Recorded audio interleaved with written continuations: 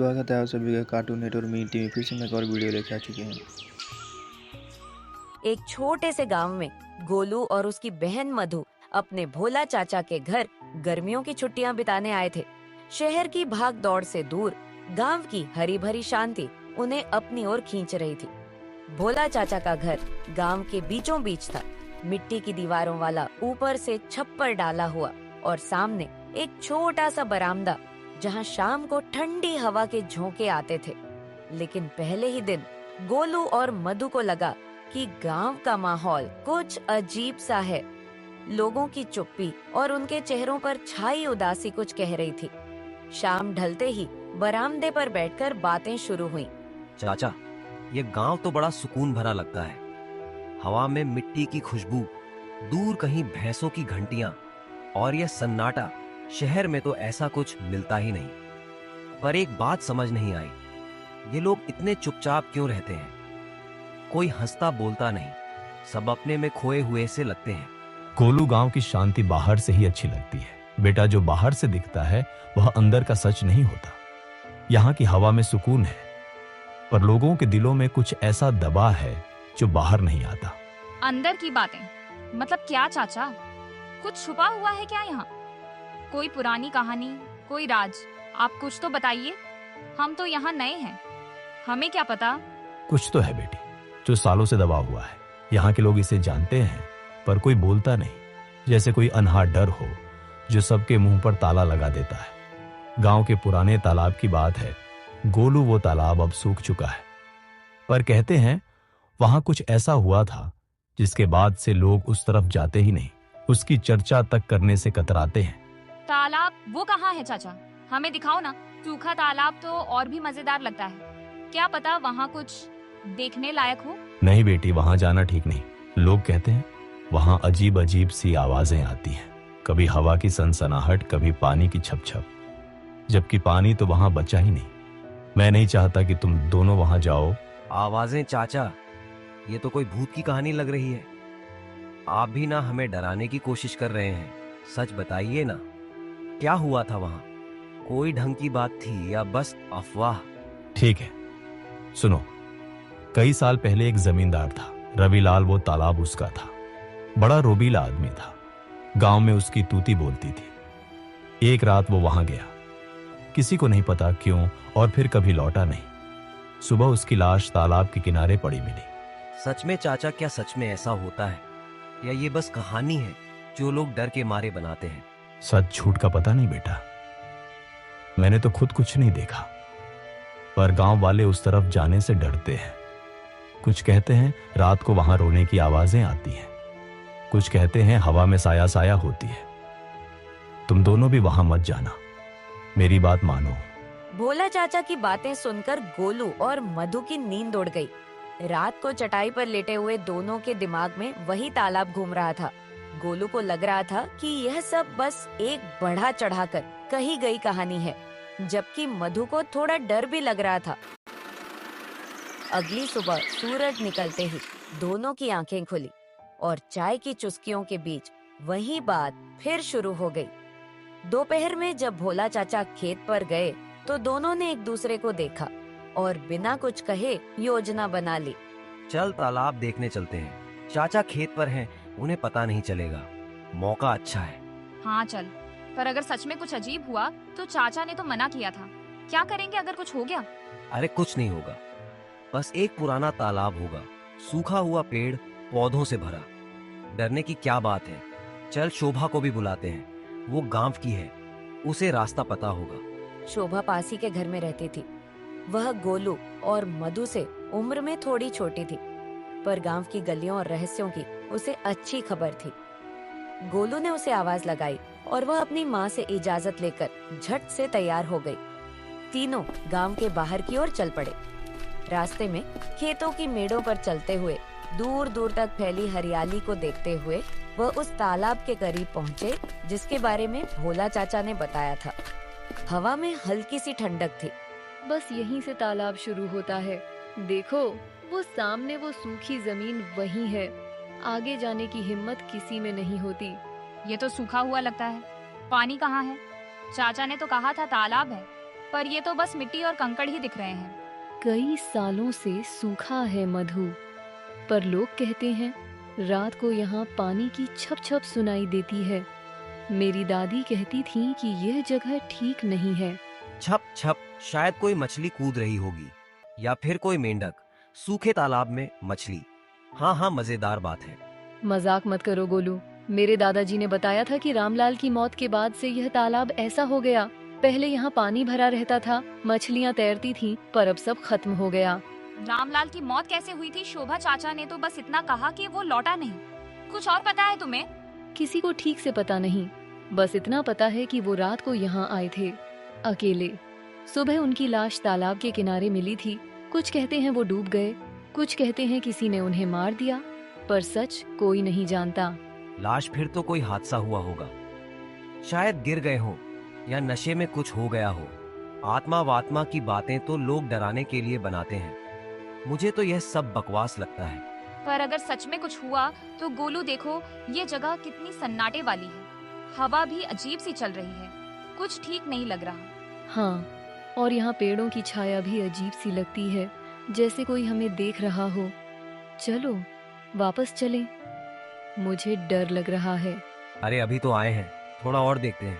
डरने की क्या बात है, दिन का उजाला है, कुछ नहीं होगा। तीनों तालाब के किनारे तक गए।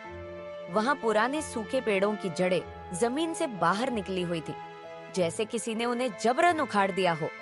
एक टूटी हुई नाव का ढांचा भी पड़ा था, जिसके लकड़ियां सड़ चुकी थी और उस पर मकड़ियों के जाले लटक रहे थे। हवा में हल्की सी सनसनाहट हुई, जैसे कोई फुसफुसा रहा हो। मधु और शोभा थोड़ा पीछे हट गए, पर गोलू आगे बढ़ता रहा। गोलू, ये आवाज क्या थी? मुझे सच में डर लग रहा है। हवा होगी मधु, डर मत। देख, यहाँ कुछ भी तो नहीं है, बस पेड़, मिट्टी और वो टूटी नाव। तुम दोनों इतना क्यों घबरा रही हो? नहीं गोलू, ये हवा की आवाज नहीं थी। मुझे कुछ ठीक नहीं लग रहा, जैसे कोई यहाँ है जो हमें देख रहा है। ठीक है, चलो थोड़ा और आगे चलकर देखते हैं। वो देखो, वहाँ कुछ पत्थर पड़े हैं, शायद कुछ पुराना सामान हो। गोलू, सच में वापस चले। मुझे डर लग रहा है, यह जगह अच्छी नहीं है। हाँ, यहाँ कुछ गलत सा है। चलो ना गोलू। तभी अचानक एक जोरदार आवाज आई, जैसे कोई भारी चीज जमीन पर गिरी हो। धम्मा की आवाज से तीनों चौंक गए और पीछे मुड़े। वहाँ कुछ नहीं था, ना कोई पत्थर, ना कोई जानवर, बस खाली सूखी जमीन। हवा अब तेज हो गई थी और पेड़ों की टहनियां जोर जोर से हिलने लगी। मधु की सांसें तेज हो गई। शोभा ने अपनी आंखें बंद कर ली और गोलू भी थोड़ा घबरा गया। यह क्या था? कोई पत्थर गिरा क्या या कोई जानवर था? मैंने कहा था ना, यहाँ कुछ ठीक नहीं है। चलो भागते हैं, यह जगह शापित है।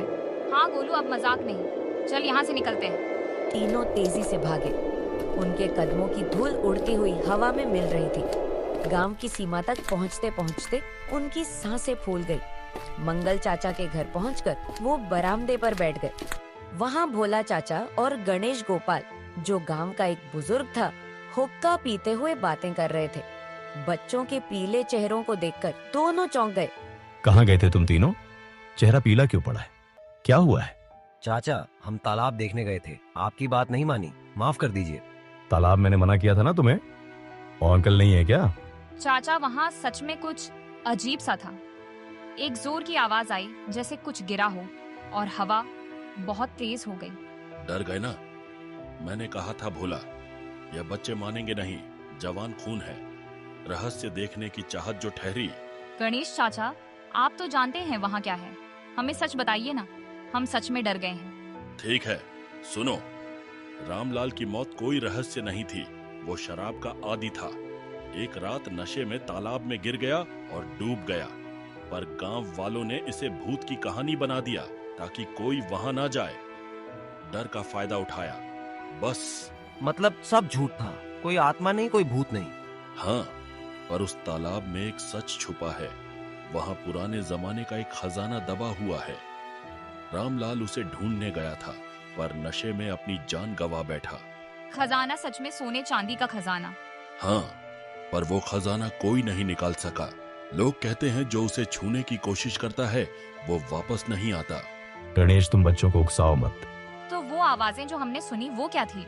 शायद हवा थी या शायद कुछ और, पर डरने की जरूरत नहीं। तुम लोग जवान हो, हिम्मत रखो। अगली सुबह तीनों की नींद देर से खुली। रात की घटना अभी भी उनके दिमाग में घूम रही थी। चाय पीते हुए गोलू ने कहा, अब डर का कोई मतलब नहीं, और खजाने की बात सच है तो उसे ढूंढना चाहिए। मधु और शोभा भी तैयार हो गए। उन्होंने सोचा कि सरपंच जी से बात करनी चाहिए, शायद उन्हें कुछ और पता हो। दोपहर में वो सरपंच जी के घर पहुंचे। सरपंच जी, क्या सच में तालाब में खजाना है? गणेश चाचा ने बताया कि वहाँ कुछ दबा हुआ है। बेटा, ये बात पुरानी है। मेरे दादाजी कहते थे कि वहां कुछ दबा हुआ है। शायद सोने के सिक्के, शायद गहने, पर कोई उसे ढूंढने की हिम्मत नहीं करता। तो हम ढूंढ सकते हैं ना। अगर भूत प्रेत की बात झूठी है तो डरने की क्या बात। हिम्मत है तो कोशिश करो। पर गांव वालों को डर लगता है। वो कहते हैं कि खजाना शापित है। पर अगर सच में कुछ हुआ तो गोलू, हम कल ही तो वहाँ गए थे, और वो जो कुछ हुआ, वो सनसनाहट, वो जोर की आवाज मेरे मन से अभी तक नहीं गया। मेरी नींद में भी वह तालाब घूम रहा था। क्या पता वहाँ सच में कुछ अजीब हो। मैं तो कहती हूँ सोच लो एक बार। अरे शोभा, अब तो पता चल गया कि भूत वूत कुछ नहीं है। वो सब बस हवा का खेल था, या शायद हमारा डर हमें कुछ ज्यादा ही सुनाई दे गया। तू इतना क्यों डर रही है? कल तो हम भागे थे, पर आज मैं कहता हूँ चलो एक बार फिर चलते हैं। इस बार डरने की कोई जरूरत नहीं, मैं वादा करता हूँ। देख, मैं तो तैयार हूँ, तू भी हिम्मत कर। तीनों फिर से तालाब गए। इस बार उनके साथ गणेश और एक नया दोस्त रवि भी था, जो गांव का शरारती लड़का था। वहां पहुंचकर उन्होंने उस टूटी नाव के पास खुदाई शुरू की। गोलू, अगर खजाना मिल गया तो क्या करेगा? सच में स्कूल बनवाएगा? बस ऐसे ही कह रहा है। मुझे तो लगता है तू कुछ और सोच रहा है। कोई बड़ी तरकीब है क्या? बताना, हम दोस्त हैं। हाँ रवि, गांव के लिए स्कूल बनाऊंगा। यहाँ के बच्चे पढ़े, कुछ बने शहर की तरह, भाग दौड़ में न फंसे। मेरे मन में तो यही है। पर तू क्या करेगा? बताना, कुछ शरारत का इरादा है क्या? तुझसे तो उम्मीद ही है कि कुछ नया करेगा। मैं तो नई बाइक लूंगा, चमचमाती हुई, जिसकी हार्न पूरे गांव में गूंजे। और शायद एक रेडियो भी, गाने सुनने के लिए। रात को चौपाल पर बैठकर फिल्मी गाने सुनेंगे। सबको बुलाऊंगा।